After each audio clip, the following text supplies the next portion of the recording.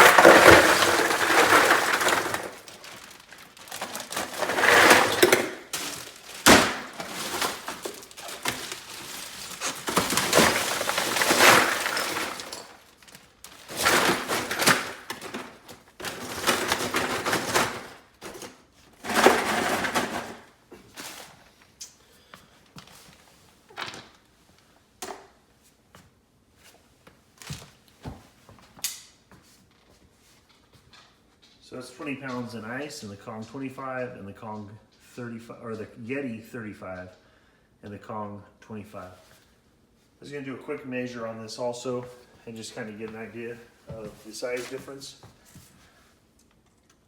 So the Yeti is, we have a 10-inch opening that way by 15.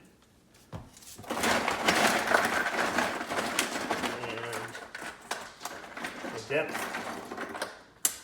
of 11.5 inches. The Kong 25 is 14.25.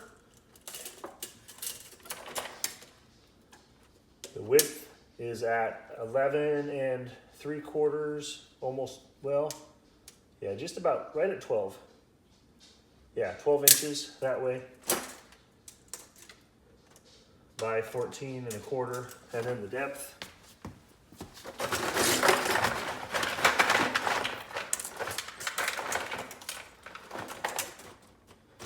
The depth of 10 inches. So we're going to close these up, and I'm going to do some calculations on capacity, and we'll see what the capacity difference is.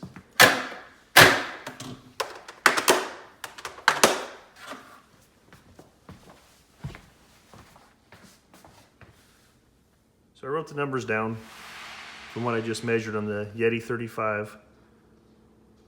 It was 10 inches wide, 15 inches long by 11.5 inches deep, divided by 57.75, which is how many cubic inches is in a quart. And that gives us with a total capacity of 29.87 quarts. The Kong 25 is 12 inches wide by 14.25 inches times 10 divided by the 57.75, so that's the cubic inches in a quart, gives us a total of 29.610. So they're very close in capacity. However, you'll notice when I put the ice into the Yeti and I put the ice into the Kong looked much fuller than the Yeti. And so based on that, you'd say, yeah, their capacity is not the same. And it's true. The capacity is not the same, even though the calculations show it this way. And I'll explain why. So we'll start with the width here. The width is the important part because the Yeti and the Kong both have step-ins. So the Yeti steps in at the top, and I took the measurement from this point at the top to this point at the top here. So that gave us the width on the Yeti. Now the Kong, it steps in like that also, but then down about halfway down the cooler, it steps in again. So on this side, I'll do it, it'll look a little clearer, and then it steps in again and comes down like that. So I measured the width here, which was 12 inches. on the Kong. And on the Yeti, it was 10, but it was 10 pretty much all the way down, or it might have a slight taper to it, but it doesn't have a step in like that. So with this step in, that reduces the capacity of the lower half. So the actual capacity of these two coolers, when you take into account the geometry of the inside of the cooler, the Kong is actually 25 quarts, and the Yeti is actually 28 quarts. I'll just give you an idea. They're very close in size, even though the Yeti is the Yeti 35 and the Kong is the Kong 25. But this is just a little bit of math that is not accurate because we have a contour three-dimensional shape to that inside of the cooler that I cannot account for, which takes us to doing liquid measure. If we do liquid measure, we end up with 28 quarts and 25 quarts.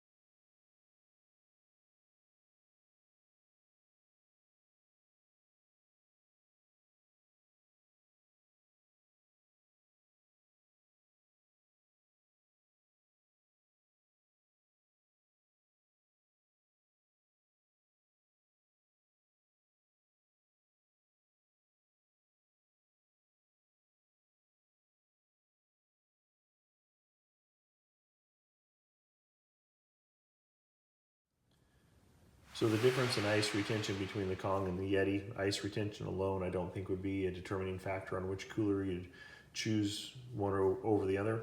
So we'll look at a couple other features that may be a deciding factor for you, maybe not. So the first thing we'll look at here is the Yeti latch. It's made out of rubber. It's this one over here. Yeti latch is made out of rubber. The pin that holds the latch in is aluminum. It's a thicker diameter than the Kong one. We'll look at the Kong one. The Kong one is made out of stainless steel. And then the latch itself is made out of nylon, and then has stainless steel hardware here also. So the way that these are designed, the gap, you'll notice the gap on the Yeti one would be very narrow. So the aluminum braking is not going to be a factor. The latch itself being rubber, it could tear out, and I'll rotate it here so you can see that hole, that could tear out. It'd probably take a lot of use for that to happen, but if that happens, it'd be $16.99 to replace the latch. The Kong one, if it was to break, it's a lifetime warranty on the coolers, and the latch is included in that, so you'd get a replacement latch sent to you from Kong.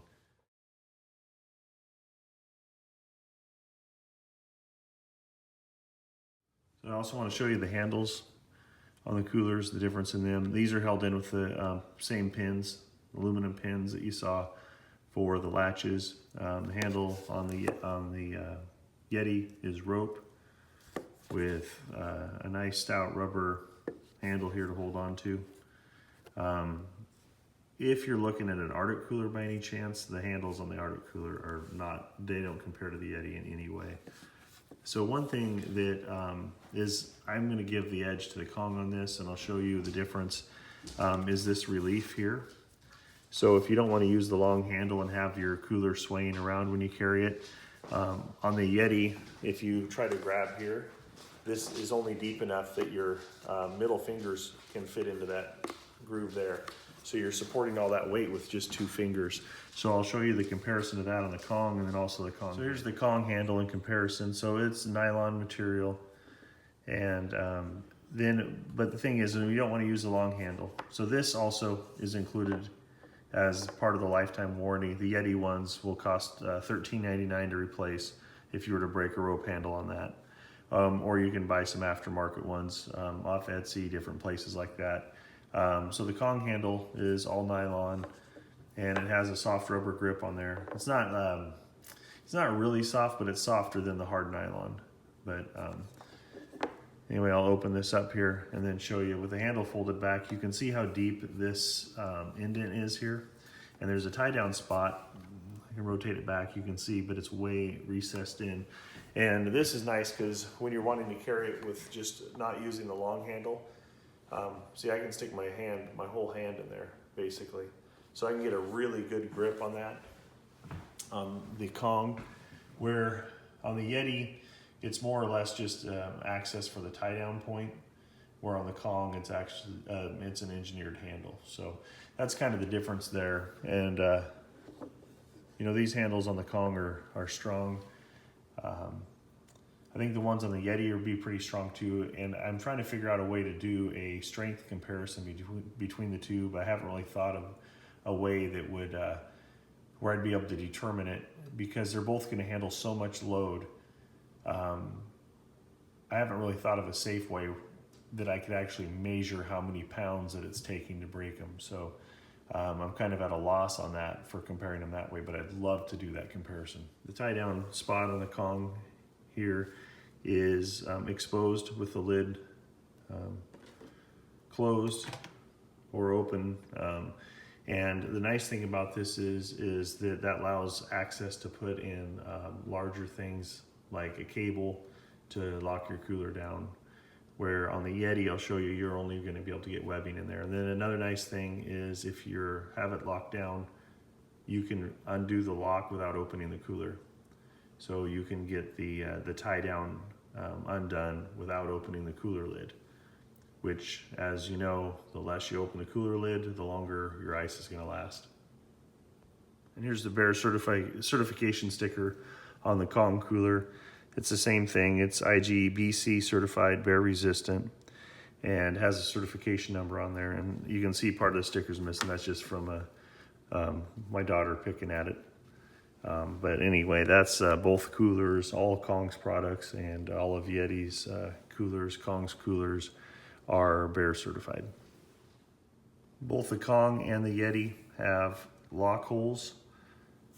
Both the Kong and the Yeti have lock holes on both sides of the cooler, which is nice because you can double lock them, which enables them to be able to be used to transport guns if you're flying. Say you're going on a hunt in Alaska and you live down in the States, you could put your guns in there, put a lock on each side of the cooler, and that could be legal transportation with the airlines for your guns to fly up there. And then you'd have a cooler to use while you're there. Then you can put your guns back in it when you're leaving Alaska. Big selling point for a lot of people is the fact that Kong coolers are made in the United States. Yeti coolers are manufactured in the Philippines. Kong is owned by Elkhart Plastics. Elkhart Plastics is a rotomolding company. That's what they do. That's their sole thing that they do is rotomolding. They rotomold for a lot of different companies, make product for them, and they've been making coolers for over 30 years for the commercial fishing industry. But they just started Kong coolers a couple years ago as a direct-to-market cooler because they were seeing what was happening with other rotomolding coolers being outsourced, and said we can make a product here in the United States that's better and we can get it to the customer for a better value. So made in the USA, Ridgefield, Washington, for the Kong coolers, Yeti, made in the Philippines. The Kong cooler, when you drop the latches down, opening it up, the latches are out of the way so you can throw your stuff inside, close it down, one-handed production. With the Yeti, I will demonstrate that. A lot of time the latches are mounted to the top so when you go to close it, the latches will hit the cooler, and you have to lift the lid back up, pull the latch out, and close the cooler that way. Another nice thing about the Kong cooler is the hard handle folds up like this, catches that groove there where your seal's at, and it can hold your lid up. So no matter how strong of a backwind you have coming up against the cooler, your cooler lid's not gonna close on you, get blown shut. It's just gonna stay there up against the handle. That's a great feature.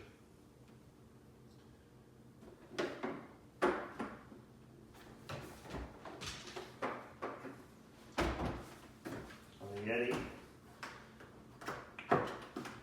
the handles can get in the way when you're closing them, and they just require you to pick them up and move them out of the way. I personally haven't had a problem.